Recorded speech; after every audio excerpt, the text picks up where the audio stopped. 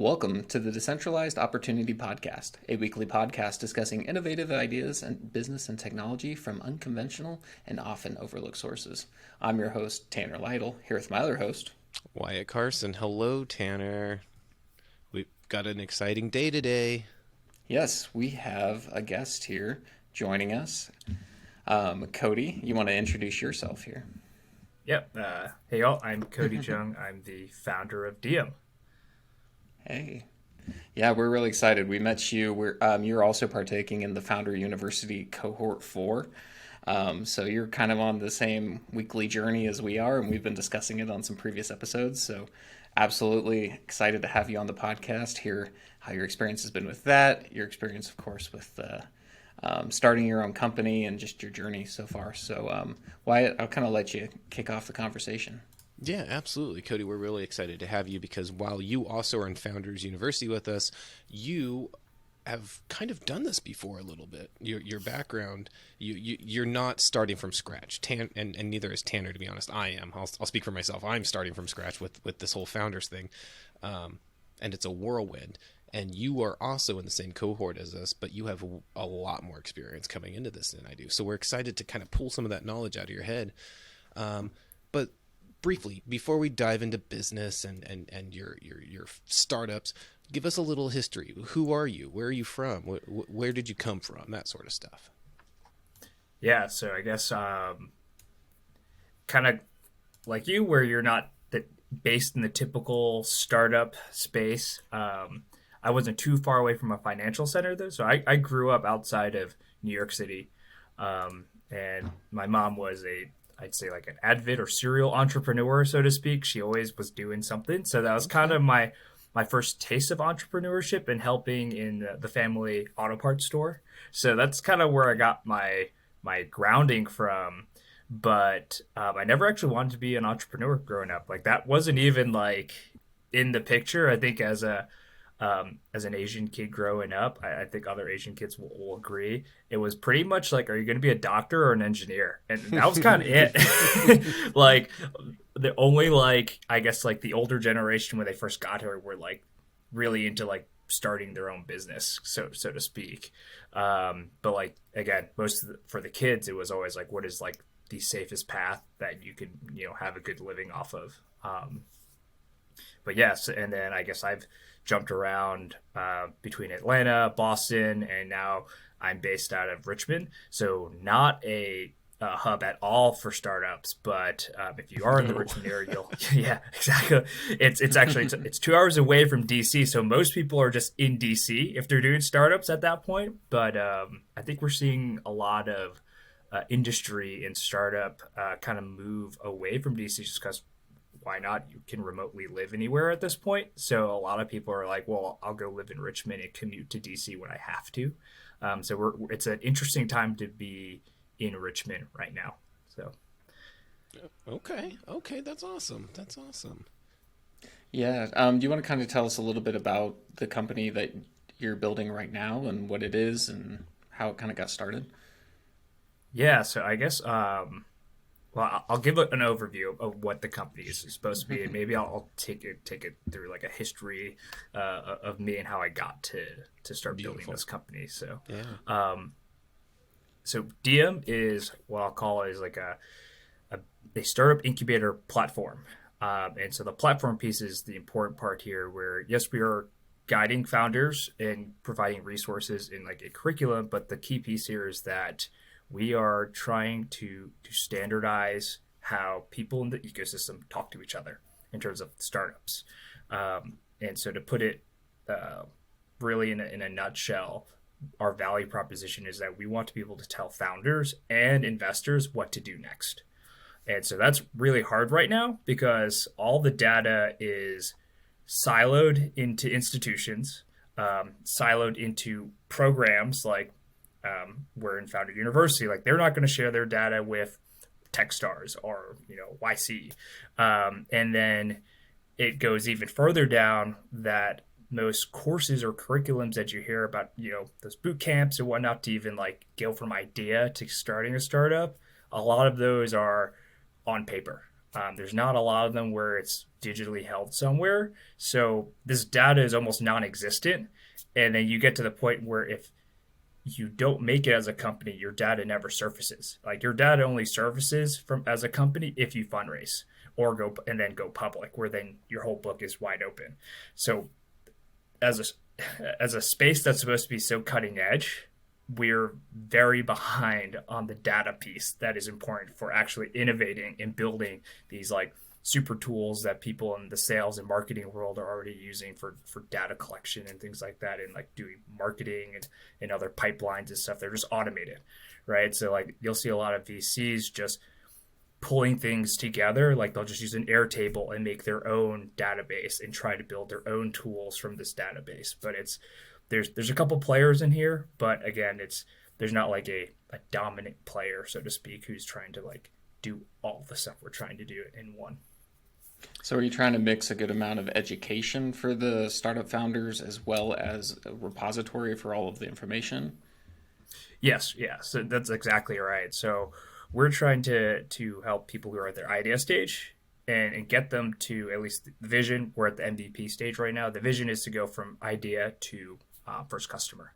And the reason for that is actually your, I think, episode 8 with the Pahulu guys. They said it pretty good. I was watching some of your old stuff just to see what you guys were like, what the show is like. And they said it best because their journey actually maps out to everybody's first steps into the startup world, which is you got to go get your equipment, go create your business idea, get an IEN, go get a bank account, do an LLC, and what's it like? Actually, start making accounts and buying materials and stuff to like get your business going. So that basically sums up the beginning of every company's journey.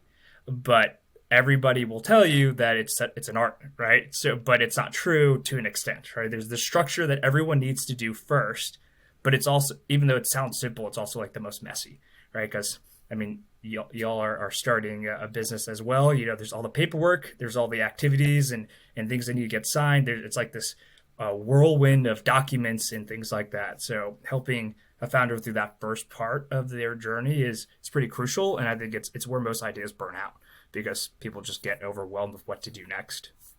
Yeah, or like they described too in their story, they had some missteps where they missed a few pieces, and then boy did they pay for it. So that's really really neat idea. Yeah. Yes. Yeah, Can I exactly. go back real quick to your data point? So you bring up a good point that, something Tanner and I have talked about a lot is everyone in the world has a business idea. And a lot of people attempt, some half-assedly, admittedly, to start a business and something happens, they lose ambition, they lose funding, many reasons business don't succeed. But the lessons learned and the data, like you said, of those businesses that don't maybe quite make it, so to speak, there's still some really valuable, rich stuff in there.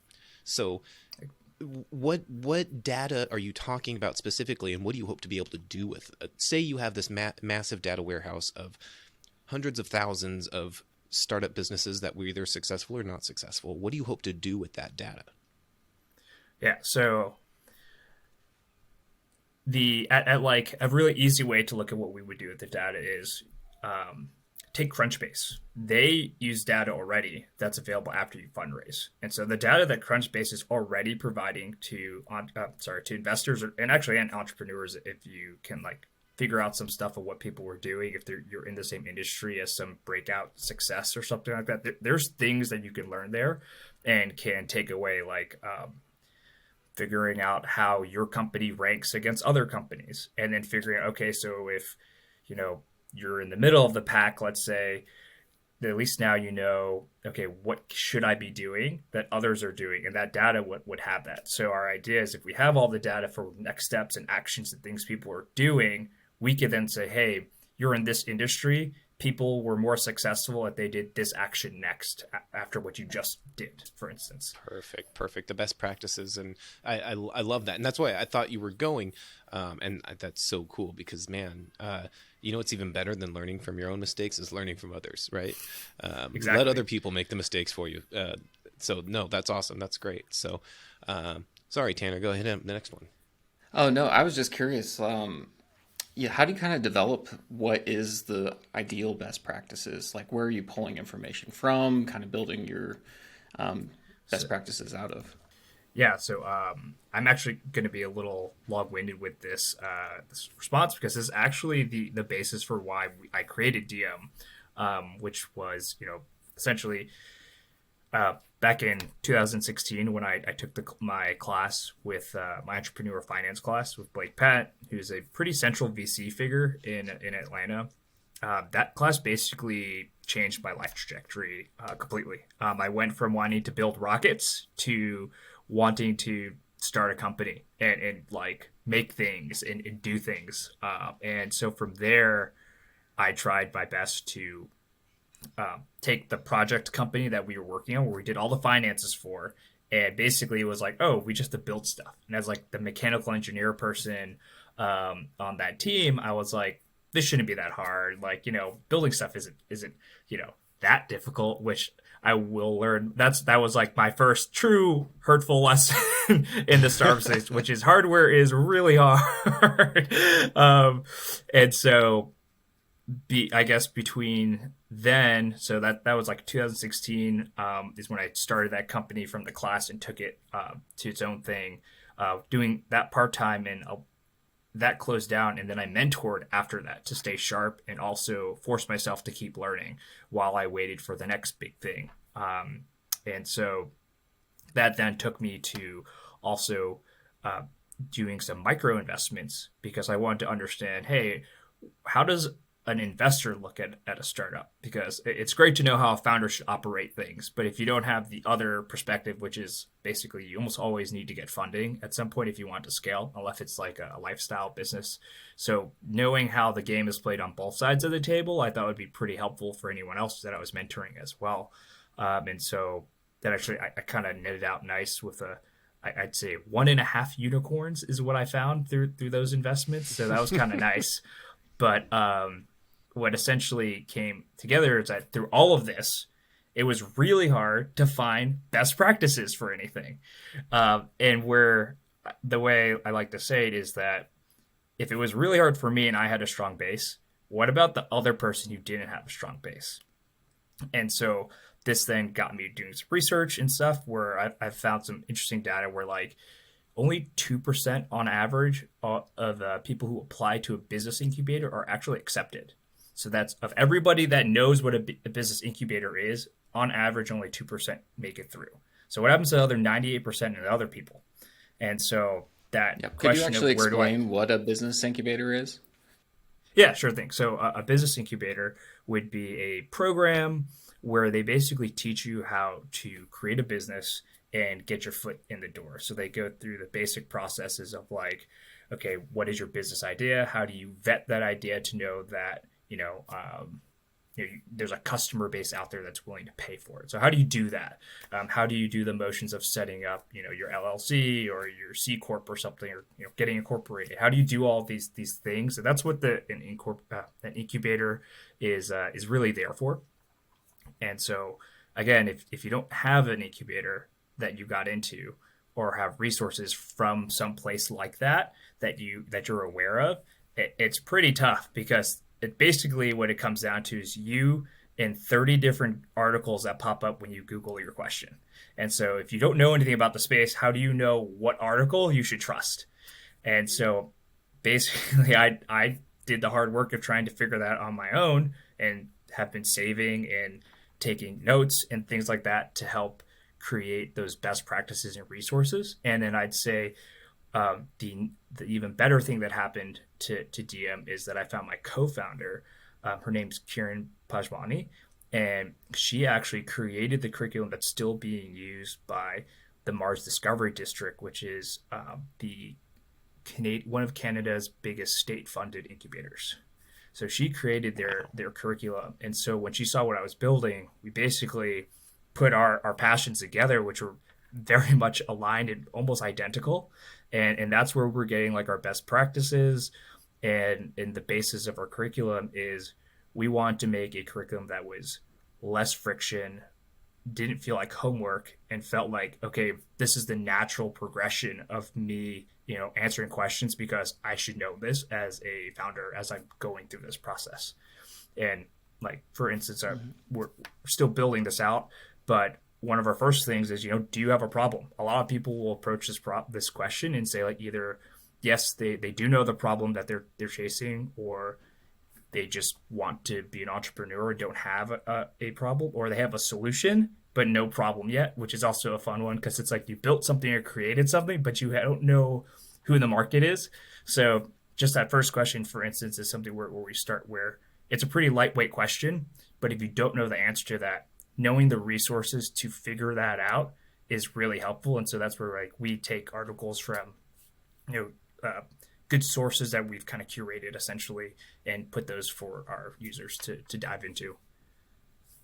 Yeah, I really love what you said. Like, you do a bunch of Google searches and then you hope you find the right answers. But with how quickly business changes, especially in the technology space and like that, what was written a few years ago might not be evergreen anymore and might not be relevant. So you can, if you have someone whose focus is really around curating what is good for the moment, it's super valuable to kick you off, right? Yep, exactly. That's what Absolutely. we're hoping So, to do is so yeah, no, that's wonderful. That's so cool because I want to go back to the comment you made a little bit ago. And this is my own brain how it works is startups to a point they're an art, but there's a process behind it. And are you pulling kind of high level startup processes, or are you breaking it down to industry as well? I want to start a SaaS, I want to start a marketplace. There are best practices for that specific type. Is that what you're doing? so that's where we would like to be, but for that Gotcha. Hmm. idea stage to first customer, a lot of it's very the same. For instance, how do you Love it. know that that your product has a customer? It's pretty much the same. You go talk to them. You develop those interview skills, that surveying skills, those kind of soft skills that people don't really talk about to help figure that out. Hey, am I talking to my customers? Did I make those assumptions? Did I test them, or are they actually good or not? And up until your first customer, it's pretty much the same for everybody. I think the curriculum after that and the help after that we provide, I think, is going to be more difficult. But we have to start somewhere as a startup. So this seemed to be the best Yeah. place to at least have the most impact. I love you taking a stand on that position that the steps are the steps, at least in the beginning, and for most people, because I think a lot of people like to exaggerate. Oh, I'm a unique case. I have special circumstances. Not really, though. Like thousands and thousands of people have done this before, and they all followed the exact same steps. So I appreciate you putting a stance on that and taking a stand for that, because Yeah, when I'm people hear definitely about going to the get some millions of flack ways people start from businesses, the internet from that that but it's stance. good. I've actually encountered Sure. people where they're like, it's more of an art. Oh, sorry, I think it lagged a little bit. You're We're good. good now. Yep. Okay.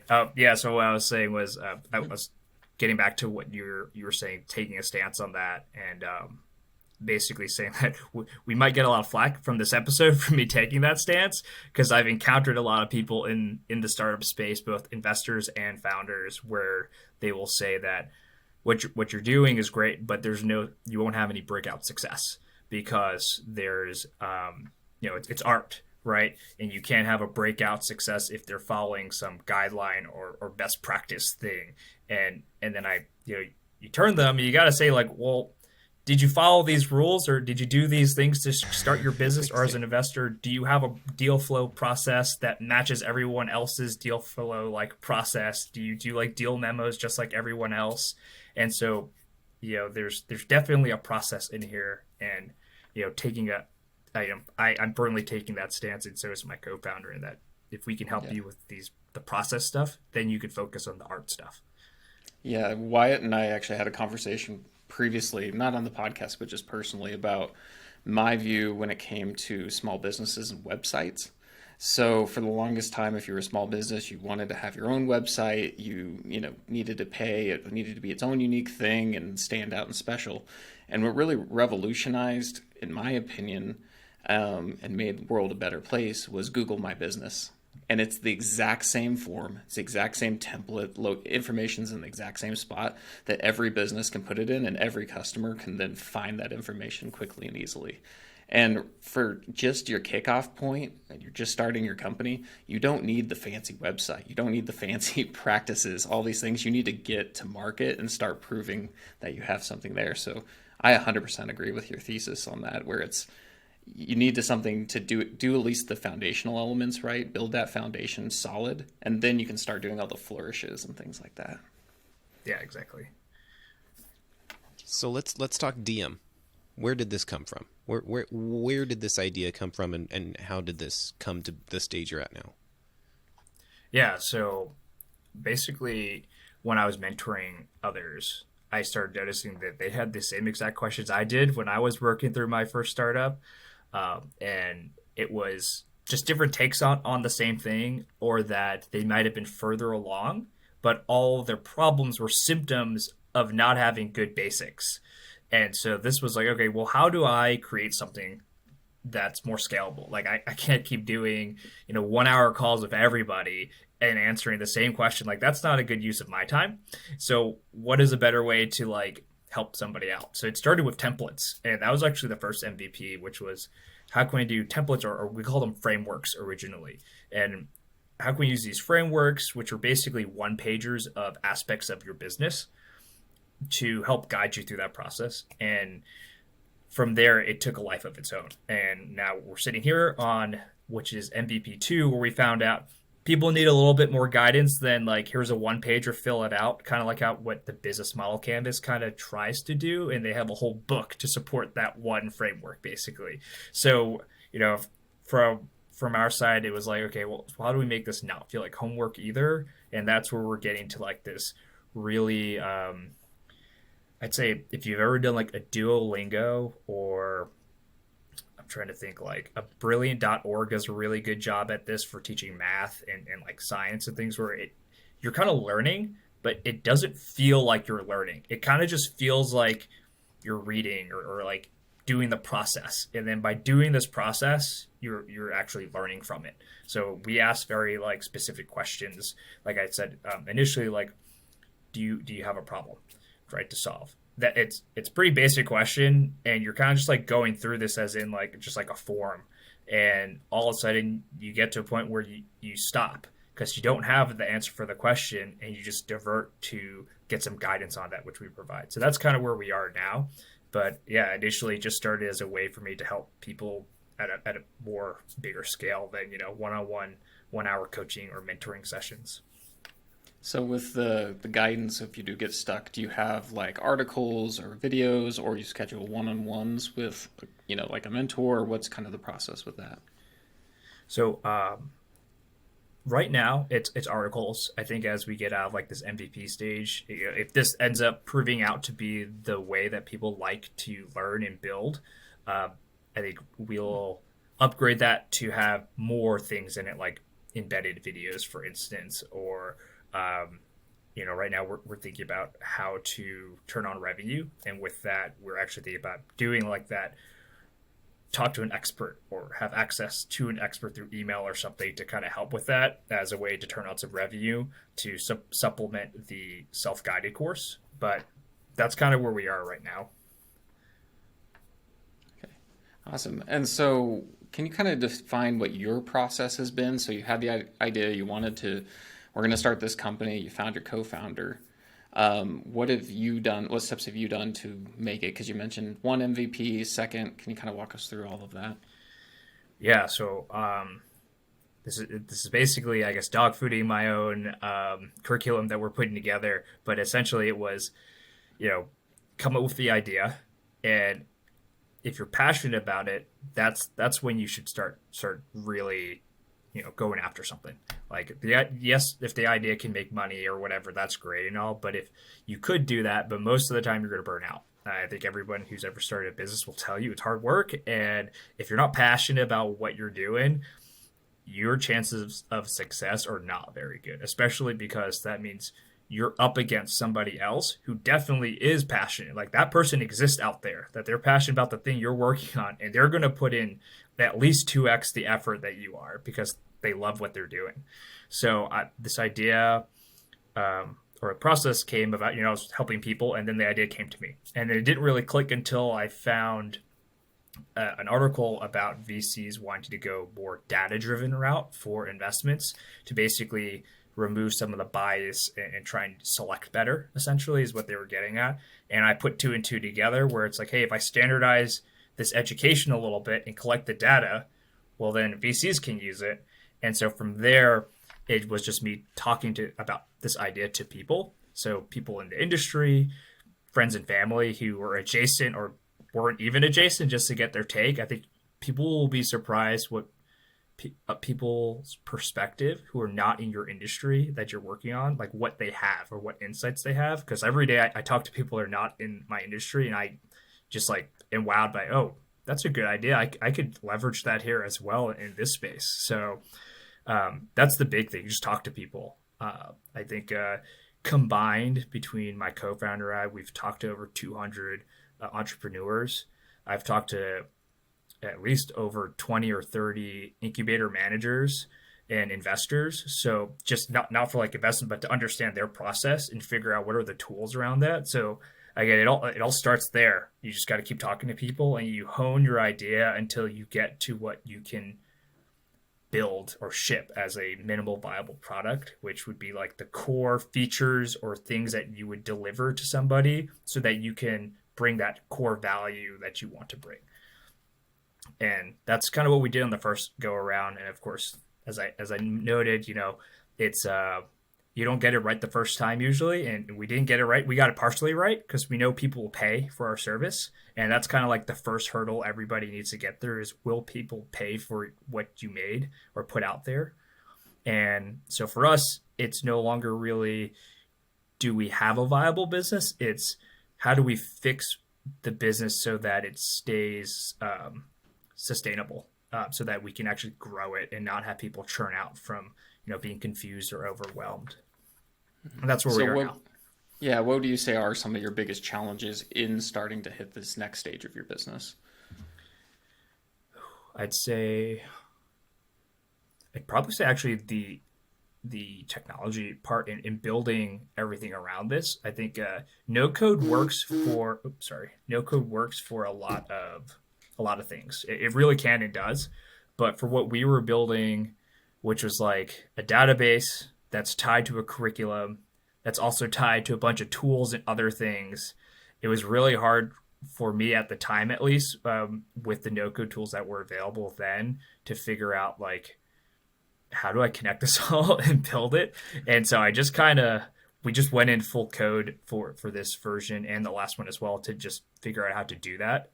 Just because it was just faster to architect everything kind of like from the ground up, because we could figure out, okay, this is how we want the data to live and exist. And now, like, I've taught myself how to code and do some graphic design stuff where in the past 6 months, we basically were able to move really fast on how to actually create everything from scratch again with this new UI, UX. And again, coming up with the curriculum, I think copy is probably the second hardest thing or time consuming thing, because you can get a process done for your product, but how do you write the copy so that you get your user to do what you want to do and that it's concise enough that they're not getting confused? I think that's like one of those, I think they call like a big little detail, where you don't really appreciate all the effort that goes into copy with the software and everything else around you. But imagine if it was named was the play button was named something different on your setup, or the record button was not an icon or copy that you're used to. Like, you would throw away the software you're using. So I think that's the second thing besides the technology, getting everything spun up and working together, is the copy. Yeah, no, that makes perfect sense, and I think people underestimate copy, especially if you're making a curriculum. Copy is king for that. But cliche question here, but you kind of touched on it there. What today do you know or have a skill set in that you wish you did when you first thought of this and first started this? What do you know now that you wish you knew back then is the question. So this is a funny question, because I think about this a lot, in that before I went to college, I was actually thinking about being a computer science major, so coding. So I did pretty well on the Java AP exam in high school and liked it fairly well, but there's parts I just didn't like. And I didn't realize back then that that was like the stuff I didn't like was a separate field altogether. Like you could like basically concentrate on like the front end stuff, for instance, and not have to worry about like the back end stuff, which is a little I like it, but structuring it and like some of the more advanced stuff you would do at the back end, like it's just like it's not for me, so to speak. So I think having had that like thought, like I think that one skill I would wish I would had was a more developed front end skill set for developing. Because I mean, I taught myself based off of what I knew in the past, and um, it was a long, I guess, couple weeks to crash course myself and relearn everything I learned from high school. But yeah, if that was sharper, I think life as an entrepreneur now, at least, if I had to do it all over again, would have been a lot easier. That's for sure. Yeah, you mentioned, no code tools and then going into full development. Is there any other like software or technology pieces that you use that just make your life significantly easier? Let's see. Yeah, I guess this not necessarily the actual product per se, but one thing that really makes my life easier is having a CRM even before you get into sales. Like using something like I use HubSpot, it's free and it's got lots of tools that scale out pretty well. But like using HubSpot to track investors that you meet to ping later on, or kind of like automate outreach and other things like that is super helpful. I did sales full time, and I think sales is one of those things that's really a crucial skill for an entrepreneur to pick up, but you can't really learn sales by reading a book. Like sales is one of those like few skills that you have to do it to figure out how to actually do it and where what you're weak at, because everybody is like has strengths and weaknesses in sales, and if you don't know what those are for you, it's going to be pretty messy when you start going.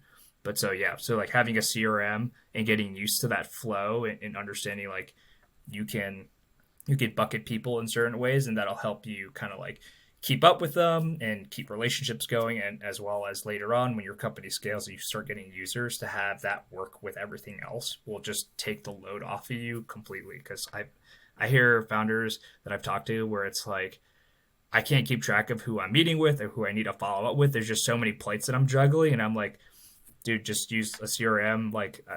This sounds like an ad for HubSpot, but they have a really good like to-do list where it's like you can put in automated to-do lists based on certain things that are happening. So it's like if someone replies to you, you can have it ping you again to say, hey, you didn't follow up with this person, or if they didn't reply, have it create a to-do list to like say like, hey, reach out again to this person or something like that. Like there's ways you can automate this process, and it just makes your life so much easier.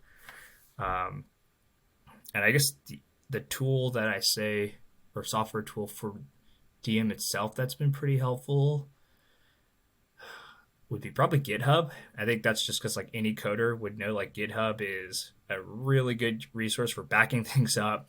Making sure if you break things, you have a reset button to go back to. Um, and other than that, the other plug and play tools that everyone's kind of aware of, like your purchasing backend, so like a Stripe or whatever's provided like Shopify and stuff like that. So those things are super helpful. Those tools where it's like there's a lot of work if you want to build it yourself. It's like why not just use one of their services? You're definitely not going to beat them at their own game, that's for sure. So might as well kind of fork up a little bit of the money at the beginning, and most are free even if you're small enough scale. I'm seeing a lot of enterprises actually move to that out of the box SaaS based software stuff rather than going in house a lot too. So yeah, it's crazy the power that a lot of these just off the shelf, quick access to everybody tools really have. Absolutely. And they even talk about it in Founders U. There's resources out there where you can get the design elements, you can get the back end, some of the back end stuff. So it just, oh, I apologize. So similar to a CRM, you can supplement it. Why reinvent the wheel? I love that. So Cody, we are approaching the new year, 2023. What does 2023 hold for Dium? What does it hold for you, or what do you hope it holds for you? Let's say that. Ooh.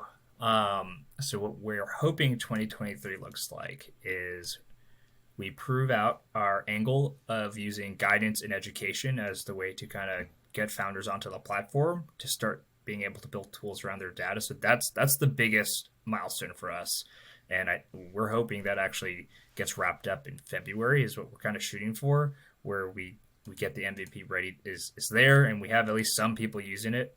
Um, and we're looking at trying to get revenue turned on. I kind of talked about some of the services that we were talking about, and I think that's kind of like the classical route. I think we've heard it also in Founder University, where as you're starting up, you kind of do like the more service based, not as scalable ways to generate revenue first, and then you clean it up later once you have people and you kind of figure things out. But at least this way, you've turned on revenue. So those are the two big milestones for us, and probably fundraise. At some point, 2023, we would like to start, if not close, around a fundraising. So again, this is all kind of based on whether or not we prove ourselves out of this MVP and if it's kind of worth going forward with. But yeah, I think 2023 for us is kind of like that inflection year, hopefully. Fantastic. Fantastic. Yeah. How did you come up with the name Dium? And what exactly does it mean? Yeah, that's names are a great part of running a company. I really like some of the stories out there. Names are created.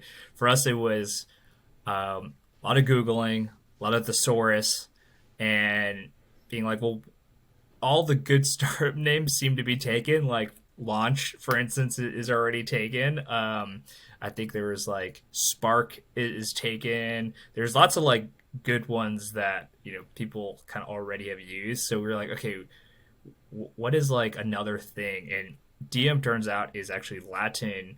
Oh, and it has a bunch of different meanings depending, I guess, its context. Because I'm not sure how Latin's structured, but basically one of the meanings for it is divine, divine spark, or like divine. What's the word? Like a like a calling, essentially, like a spark to like a calling for you. So from there I was like, okay, this is pretty cool. Like it's pretty short, it's 4 letters. Granted, it may not pass the loud room test in terms of like if I was like, hey, go to dium.com, so to speak, or startdium.com is our website, somebody might put DM as opposed to DIUM. So little worry on that part, but it's 4 letters, so hopefully, it'll pass that in terms of just someone spells it out for somebody. But yeah, that's what it means. And yeah, unfortunately, it's not as great of a story as some of the other names that for startups. But yeah, it just thesaurus. Mm-hmm. Our previous interview with the food truck, it was similar to that, where they just kind of Googled it and thought that was cool, and it doesn't have to be this grand story. It's just always fascinating to hear where it came from, because that's, and we're talking about a process of starting, like that's one of your first steps is what the heck are you going to name this thing. And people have different things. Sometimes it comes to you in a dream, sometimes it's extensive Googling. I love it. I love learning where those things come from. So Yeah. okay. It also Yeah. depends what URLs are available. That's a Oh, big one, too. absolutely. Yeah, and then Yeah, I you go was in gonna and you say- search and see, oh crap, that one's taken. Yeah. Or yeah, Squatter has it and they want 50 grand for it. Yeah, I always Man, we website used a brokering lot is of a pain point of mine. Oh, sorry. I was gonna say we used a lot of is it Name Checker, I think is what it's called. And there's some other services that are similar where you basically type in the handle or like your name you want, and it tells you, okay, do the handles exist? What's there? So that actually governed our name more than a lot of other things. Once we came up or thought we came up with like a unique and good name, once we threw it in there, it was like, okay, everything's taken. Like there's no way we're getting this off the ground. But yeah, that's kind of it. Fantastic. Well, okay, Cody. So you have this experience. You're starting. You're like in your second MVP, and you've done this before.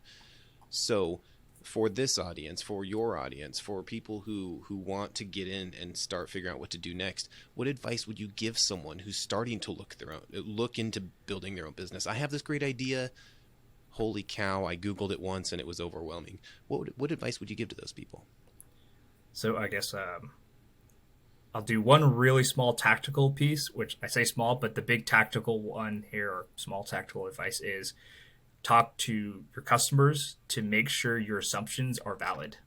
That's kind of like the as low down as I want to get, because I've listened to some other podcasts and some other experts, and they all talk about like the advice syndrome, where it's kind of like people love to give advice that's highly tactical, and what happens is it takes in a lot of assumptions and bias of like their own life and journey that may not actually reflect well to other people.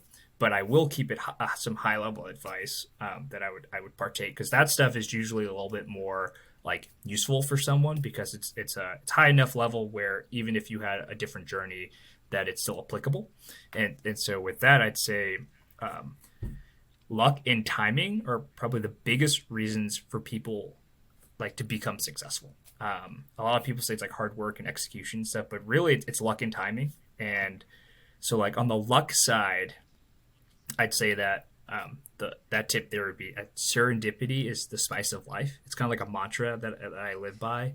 And so talk and meet everybody, and then learn how to filter out the advice and the tips so that you can take what you need and kind of leave the other stuff away, because everyone's going to give you different advice and tips. So you have to figure out how to filter that. And the reason to meet and talk to everyone also is that it's the best way to increase your exposure to luck and mentorship. Again, the best experience is the one you get from somebody else telling you what not to do. And luck can only happen if you're meeting lots of people and kind of like in the hustle and bustle of things. And probably for the timing thing, it probably seems like I've been thinking about this a lot. But for the timing thing, there's a study by Bill Gross. I could send you all the link, actually, if you want to reference that later. But he analyzed 200 of the greatest companies of our time. And the results were that timing was actually the biggest factor for success, followed only by time and execution. So with that, okay. I've always kind of had that idea in my mind, and that kind of paired really well. I don't know where this memo came from, but there's a great deal memo outline by an investor that I saw. And he basically asks the person writing the memo to explain the cultural, economic, and technological trends that need to happen for a company to be successful. And so if you think about any of the breakout successes that have occurred in the world, all three of those things lined up perfectly for them. So think, say like the phone, right? The mobile phone. People were kind of used to computers and figuring that out. Palm Pilot and other like low tech stuff basically blazed the way for people to be like, have an electronic device in their pocket. Economically, everyone could start affording these things. So that kind of like pulled into that. And the economics were because the technology allowed it to happen. And so if you look at some things that haven't been breakout successes, like we'll say like VR, for instance, where it's just too expensive right now, and the culture is just getting there, right? So you have like everything fighting against VR at the moment in terms of timing. But you'll see things like things that COVID sparked, where like Zoom just blew up because all of a sudden the cultural dynamics flipped on its head, and all the web calling products just took off because of that. And it's super cheap to do, or free in a lot of cases. And then the technology was there to support it being like low latency and things, where in the past, it was like 5 or 10 years earlier, I don't think the internet infrastructure would have really did it justice to do like web calls and things like that at the scale that we were at in 2020. Well, so what are some of the key factors do you feel are where someone can recognize now is their time, or now might not be their time? Because if you're early and you don't have a product yet, you might you're just trying to leap out there and hoping someone might catch you. I guess opportunity might catch you. How can you have a little bit more information before you take that initial leap? Yeah, so I think on top of doing the talk to your customer, right? I think a lot of people skip out on the actual market analysis, where someone says, "Oh, I have a great solution and I have a customer that would buy it," but they don't take a step back and think, "Okay, is the market ready for something like this?" And I think at the end of the day, it's kind of the hard work, unfortunately, to do that research, talk to customers, keep up with the industry trends that you're trying to break into. Um, it's unfortunate, but maybe AI in the future will make that a little easier, and that's kind of what we're hoping for as well, is to take that data set and see what's going on, and like, hey, if we see a big rush of people in a certain industry, that might check a box off for our AI to like score an idea, for instance. So right now, it's you kind of just have to do the hard work, but hopefully in the future, it's you can just go on Dium and get your idea rated, for instance.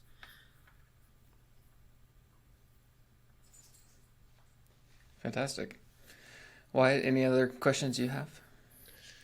No questions at the moment, but Cody, before we sign off and we give you your last thoughts and words, where can people learn about you? Where can they learn about DM? Let's plug yourself. Yeah, so you can find Dium at startdm.com. So that's start, and Dium is dium.com. And all of our handles are now Dium. And if you want to find me, where I tweet and post on LinkedIn as well for like news, like tech news, things that are going on like the innovation side of different technology and industry, and giving tips on startups and other things.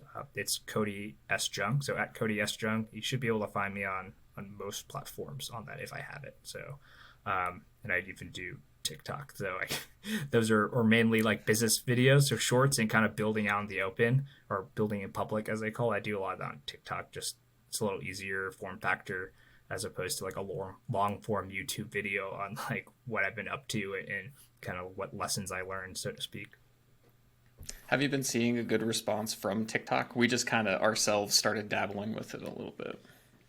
Yeah, actually, it's been pretty good going in terms of the effort that's put into. I use something called CapCut to make the videos and post it everywhere. So it's super easy for me to use a tool to like create a short and then just put it out there. And because TikTok is more, I think what is it? It's more like exploration based as opposed to what are your friends posting. It's more like what's out there.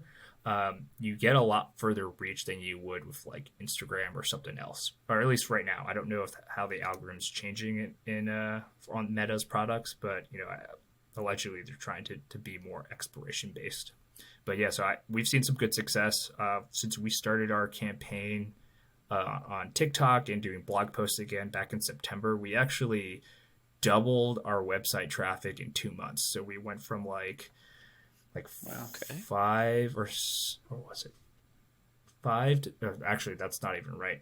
It went from like very little to zero, to like zero traffic, to we got up to like, I think we have like 100 visits a month now, which starting from zero, we're taking that as a win. Absolutely. And that was like in 2 months of just doing TikTok and blogging again. So we turned that stuff back on after we figured out what we were doing with the product. And like I said, I think the numbers speak well. So I would say keep going with TikTok until something better comes around for All being right, discovered. fine, I'll do it for real. I've just been playing with it, but fine, I'll do it for real. Jeez, all right, guys, see me on TikTok. No, Cody, Yeah, Wyatt's in charge of all of our clips. He's responsible for doing all that. My job is to get everything up on the internet, and he gets to make all the fun bits and pieces from it. CapCut is very really cool. good. Well, Tanner, CapCut. Is what you sorry. said? That's what I made some notes. Yeah. Yeah, CapCut's really awesome. Okay. It's all on your phone, so it's super lightweight software. So if you like how you can edit stuff on TikTok, basically CapCut is they pulled it out and then you can then post it everywhere without the TikTok watermark. So I've heard that watermark gets looked for by other platforms. So if you have it, they kind of like de-rank your video. It's allegedly, people don't really know what the algorithms are doing at the end of the day, but that's what I've heard from some sources. So that's why I just use CapCut to just post Sounds like the raw believable. video. Yeah. Yeah. Awesome. Thanks for the tip. Well, Cody, I'll let Tanner sign us off, but thank you so much for coming on tonight. We worked through some technical difficulties, but we got through. Your experience is just amazing, and I'm excited to keep working with you in Founders U, and I absolutely will keep following you in Dium, because I think what you're doing is right up Tanner and I's alley, and we're fascinated with the same thing of helping people and getting them the tools and the ability and the mindset to be successful, because everyone has a business idea, and we don't want people to get scared off that, because some people will never see that to fruition, and they might have the next thing that'll change the face of the earth, but they get scared because of the mountain they have to climb. So I appreciate the work you're doing. It's so cool. And thank you again for coming on to this podcast. We appreciate you. But I'll pass it off to Tanner. Yeah. Once again, to reiterate what Wyatt said, thank you so much for joining us. If you're listening and you're thinking about starting a company, go to Cody's website, startdium.com, dium.com. Look at his stuff. It might be for you, and it'd be a great way to kick things off correctly. If you haven't already, please subscribe to our different channels, whether that be Spotify, YouTube, whatever. We're getting comments on our videos. We're getting likes. We're getting engagement. It is fantastic. I need to actually start checking things now because people are posting, and I've just discovered this, and it's a few days late. So we really appreciate everyone who listens to the podcast. It's been fantastic. So we will see you all next week.